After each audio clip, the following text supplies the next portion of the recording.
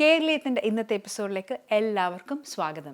കേരളീയത്തിൻ്റെ എല്ലാ പ്രേക്ഷകർക്കും ഹൃദയം നിറഞ്ഞ വിഷു ആശംസകൾ. അപ്പോൾ ഷെഫ് പിള്ള നമുക്ക് കേരളീയത്തിന് വേണ്ടി ഒരു സ്പെഷ്യൽ ഇൻ്റർവ്യൂ ഒക്കെ തന്നിട്ടുണ്ടായിരുന്നു. കേരളീയർക്കും എല്ലാവർക്കും ഒരു വലിയൊരു സന്തോഷ വാർത്ത തന്നെയായിരിക്കും ഇവിടെ കാനഡയിൽ ടൊറോണ്ടോയിൽ ഷെഫ് പിള്ളയുടെ റെസ്റ്റോറൻറ്റ് തുടങ്ങാമെന്നുള്ളത്. അപ്പോൾ എന്തായാലും അതിൻ്റെ കൂടുതൽ വിശേഷങ്ങളും കാര്യങ്ങളും ഒക്കെ നമുക്ക് ചോദിച്ചറിയാം ഈ ഒരു സെഗ്മെൻറ്റിലൂടെ ഷെഫ് പിള്ള എടുത്ത്. കാനഡയിലും യു എസിലും റെസ്റ്റോറൻറ്റ്സ് ചെയ്യാനുള്ള കുറേ സംഭവങ്ങളൊക്കെ എനിക്ക് 2 വർഷമായിട്ട് വന്നു. ഇപ്പോഴാണ് അതിൻ്റെ ടൈം ആയത്. കാരണം ഇന്ത്യയിലും കേരളത്തിലും നമ്മൾ ചെയ്തുകൊണ്ടിരിക്കുകയായിരുന്നു. ഒരു ലാസ്റ്റ് മീൽ അതാണെന്ന് ചോദിച്ചാൽ നമ്മുടെ നാടൻ ചോറും മീൻകറിയും കൂട്ടി കഴിക്കുക എന്നുള്ളതാണ് എൻ്റെ ഏറ്റവും വലിയ ആഗ്രഹം. UK ആണ് എനിക്ക് ഏറ്റവും കൂടുതൽ ഇഷ്ടപ്പെട്ടതും അവിടെ നിന്നാണ് ഞാൻ കുറേ കാര്യങ്ങൾ പഠിച്ചത്. കാനഡയിലെ പല സ്ഥലങ്ങളിൽ നിന്ന് ഒരുപാട് ഫ്രണ്ട്സും ഫാമിലീസും ഇവിടെ എന്തുകൊണ്ട് തുടങ്ങുന്നില്ല, പെട്ടെന്ന് വരണം, ടൊറാൻഡോയിലും വാങ്കോവറിലൊക്കെ തുടങ്ങാൻ വേണ്ടിയിട്ട് ഒരുപാട് ഇൻവൈറ്റും ഉണ്ടായിരുന്നു.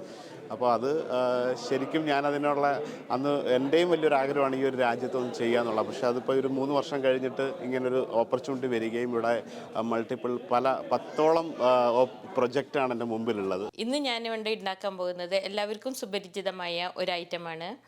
ഇത് എല്ലാവരും ഒരു പ്രാവശ്യമെങ്കിലും കഴിക്കാത്തവരാരും ഉണ്ടാവില്ല.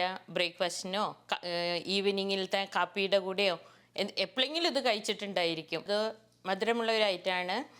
കോഴിക്കട്ടയാണ് ഞാൻ ഉണ്ടാക്കുന്നത്.